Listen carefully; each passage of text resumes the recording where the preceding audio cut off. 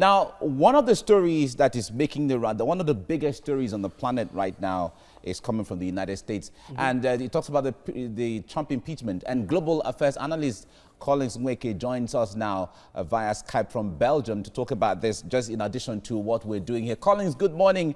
I guess you've been following the developments from Washington. What do you make of this impeachment? What do you think? Is this a reflection of what Americans really want? Thank you very much, Mike, for having me, and good morning to you and the colleagues on the set.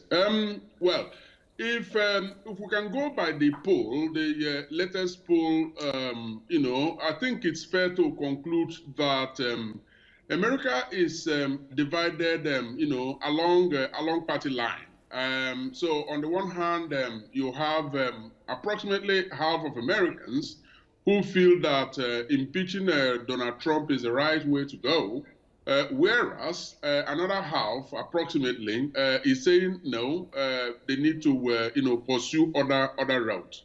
Now, when you look at it holistically, I think you might be forced to the conclusion that the lawmakers on the Democratic side of the political divide are pursuing this as a matter of national importance, as a matter of obligation, because according to them, according to their arguments, Donald Trump has not left them with any other option than to have him impeached.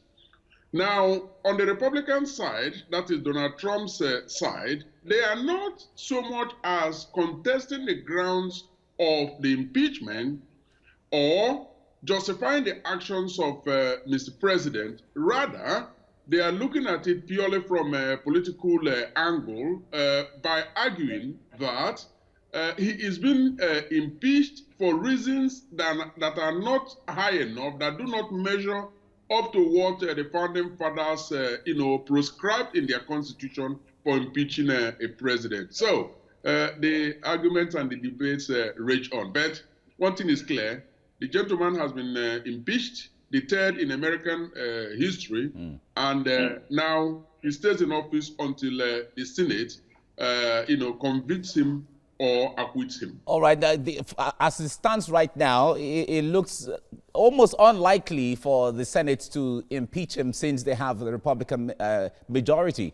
But there is also an argument from the other side that if the Senate impeaches him, Mike Pence will step into the system. Now, going into the 2020 election, if he becomes liability and they decide to use Mike Pence to continue the remainder of the tenure, what impact do you think, or what implication would this have on the political party, the Republican Party? Mike, I must say that your voice was breaking, so I can assure you that I didn't hear half of your question. But all right, if you can hear me now, I can just cut it short. What I heard. Collins, I can make it short. I can make it short. Just is that okay. The lower house, the House of Representatives, have impeached him. Now it is up to the Senate to carry out the trial. So the trial will now determine whether he's going to be acquitted, whether they are going to confirm the impeachment, which gets him out of office, or if they are going to acquit him by saying no, there isn't enough grounds to get him out of office. The signs are there that the Senate is going to acquit him. But let's go with the worst case scenario, which is that they confirm the ruling, the impeachment of the House of Representatives, and gets him out of office. Mike Pence, if I got your question right, steps in as president. Well, we have seen from the previous impeachments that the party that the president belongs to, the impeached president, usually lose the election. Now, times are different, that is obvious. Whether in the election of November 2020, that is going to become the Trump or the Republican Party remains to be seen, because All right, it's a Collins, let me put you on religion hold to a me. little. Now, enough time was given. The president had the time, had the opportunity to defend himself, to even question those who were witnesses, but he did not. Do you think, from your analysis, there are some reasons why the president did not? Oh, well, the obvious reason is that he has no defense. And let me say this. There appear to be a fundamental misunderstanding of the purpose of impeachment.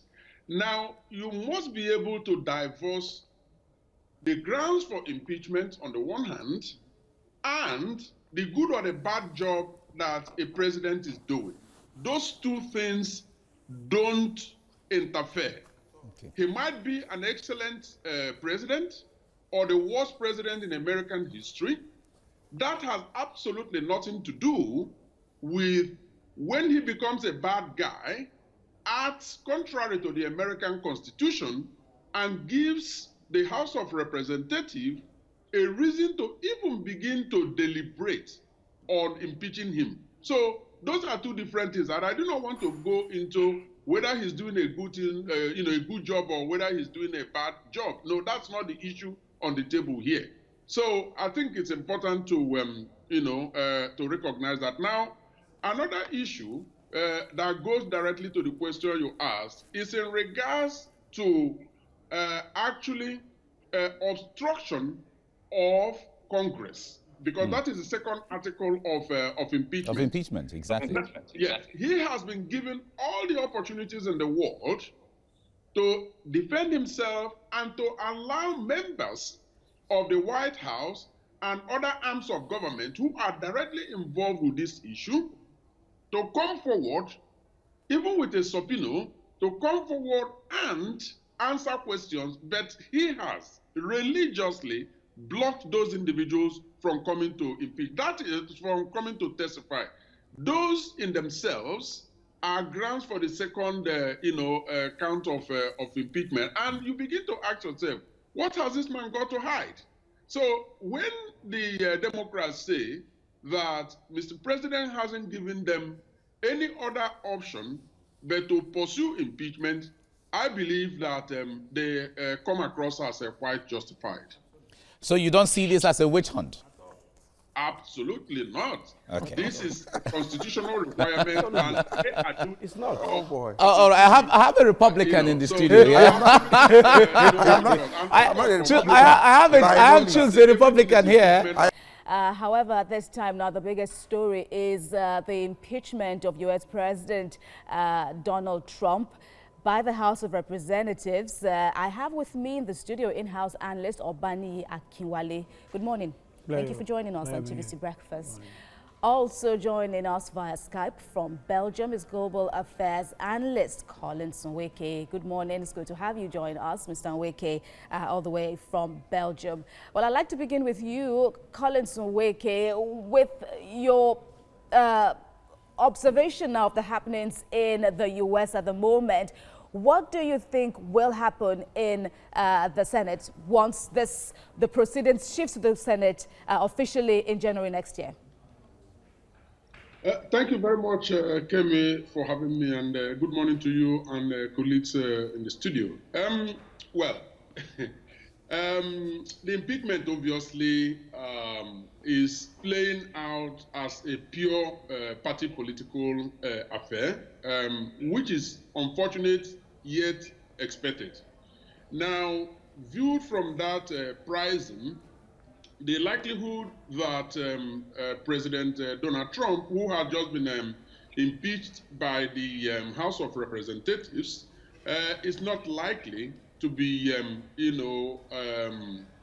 convicted in the Senate. It is the task of the Senate to carry out a trial after the House of Representatives have done their bit, which is the impeachment itself.